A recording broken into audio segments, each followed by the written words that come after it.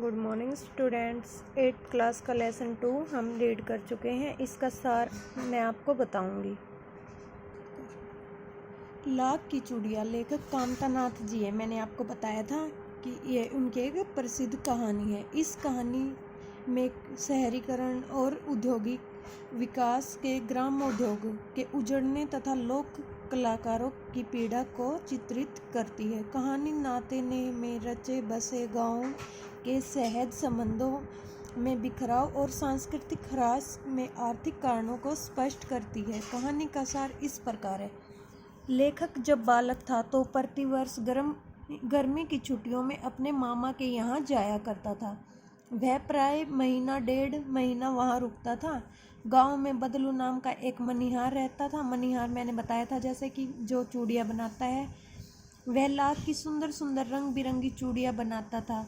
उसकी बनाई चूड़ियाँ इतनी प्रसिद्ध थी कि उसके गांव की ही नहीं, आसपास के गांव की स्त्रियां भी उसी की बनाई चूड़ियाँ पहनती थी। मामा के गांव का होने के नाते लेखक को उसे बदलू मामा कहना चाहिए। जैसे हम अपने मामा के गांव जाते हैं तो वहाँ सब को मामा पुकारते हैं ना, कहना चाहिए था। परंतु लेखक गांव के अन्य बालकों की तरह उसे बदलू काका ही कहा करता था। जब गांव के अन्य बच्चे उनको काका कहते थे तो बदलू भी उसको काका ही कहता था, बदलू काका ही कहा करता था। लेखक के मामा के घर में इतने समय तक रुकने का एक कारण बदलू भी था, क्योंकि वह प्रतिदिन उसे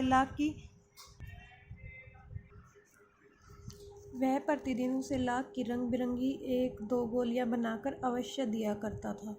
बदलू का घर कुछ ऊंचाई पर था। उसके घर के आगे खुला मैदान था। आंगन में एक नीम का वृक्ष लगा हुआ था। उसी वृक्ष के नीचे वह अपना काम किया करता था। वह भट्टी की तेज आग में लाख पिघलाता था। फिर वह लकड़ी की चौखट पर लाख को मुलायम करके पतली सलाख का रूप देकर उसे चूड़ियाँ बनाता था।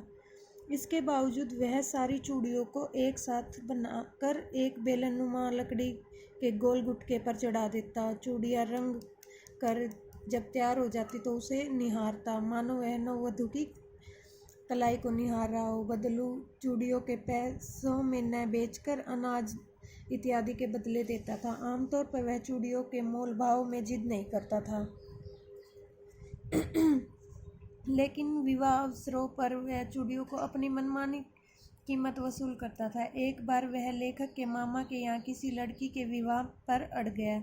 जमींदार साहब की बेटी की शादी में भी उसे 10 आने में अपनी बनाई चूड़ियों का जोड़ा देने से इनकार कर दिया था। बदलू को लेखक से बड़ा प्यार था। वह लेखक से घंटों बातें किया करता था। उसे मलाई व आम खिलाया करता था। हाँ, कांच की चूड़ियों में उसे बड़ी चिढ़ थी। यदि वह किसी स्त्री को कांच की चूड़ियाँ पहने देखता तो कभी कभी तो उसे 2-4 बातें भी सुना दिया करता था।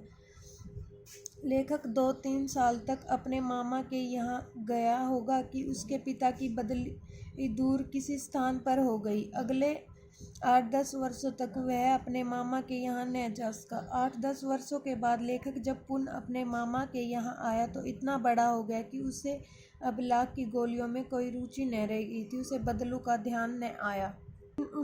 एक दिन उसके मामा की छोटी लड़की आंगन में फिसलकर गिर गई तथा कांच की चूड़ी उसकी कलाई को जख्मी कर बैठी। इसी घटना से लेखक को बदलू का ध्यान आया और बदलू से मिलने गया। बदलू नीम के नीचे बने चबूतरे पर अपनी खाट डाले बैठा था। पहले तो उसने लेखक को नहीं पहचाना, परंतु बाद में लेखक द्वारा अपने परिचय देने पर उसने लेखक को पहचान लिया। लेखक को वहाँ भट्टी नजर नहीं आई, अतः उसने बदलू से उसके काम के विषय में पूछा। तब बदलू ने उसे बताया कि उसने कई सालों से अपना काम बंद कर दिया है।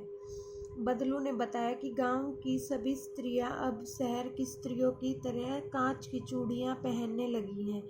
ये चूड़ियाँ सस्ती भी होती हैं तथा सुंदर भी, अतः उसकी चूड़ियों को अब कोई खरीदने वाला ही नहीं रहा। लेखक ने देखा कि बदलू अब बीमार सा रहने लगा। उसका शरीर ढल चुका है तथा उसके अंदर मशीनीकरण के कारण अपना काम उजड़ जाने की एक व्यवस्था भी छिपी हुई थी। तभी लेखक ने उसके आम की फसल के विषय में पूछा तो उसने बताया कि आम की फसल बहुत अच्छी है। साथ ही अपनी पुत्री रज्जो से आम मंगवाए ताकि लेखक को खिला सके।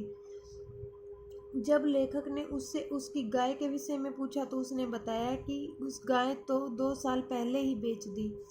लेखक ने बदलू की पुत्री से आम लेते वक्त उसकी गोरी कलाइयों में लाख की चूड़ियाँ देखी। उस लेखक उन चूड़ियों के विषय में पूछना ही चाहता था कि बदलू ने बताया कि यह वह आखिरी जोड़ा है जो उसने बनाया था। जमींदार साहब इस जोड़े के 10 आने दे रहे थे जो उसने नहीं लिए। लेखक आम खाकर चला गया, परंतु उसे खुशी थी कि बदलू ने हार कर भी हार नहीं मानी थी। उसका व्यक्तित्व कांच की चूड़ियों जैसा न था कि आसानी से टूट जाए। अब हम इसके अभ्यास के प्रश्न करेंगे।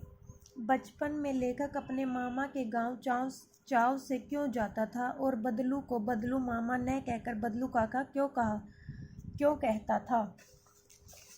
लेखक अपने मामा के गांव बड़े चाव से इसलिए जाता था क्योंकि वहां बदलू मनिहार उसे सबसे अच्छा लगता था। वह लेखक को सुंदर सुंदर रंग बिरंगी लाख की गोलियां बनाकर देता था और वे गोलियां लेखक को प्रसन्न कर देती थी। लेखक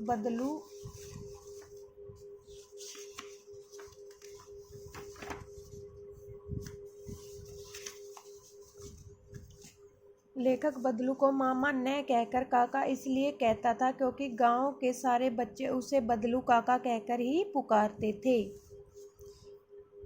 वस्तु विनिमय क्या है? विनिमय की प्रचलित पद्धति क्या है? वस्तु विनिमय पद्धति का अर्थ है वस्तुओं का आदान प्रदान करना, वस्तु के बदले वस्तु लेना देना।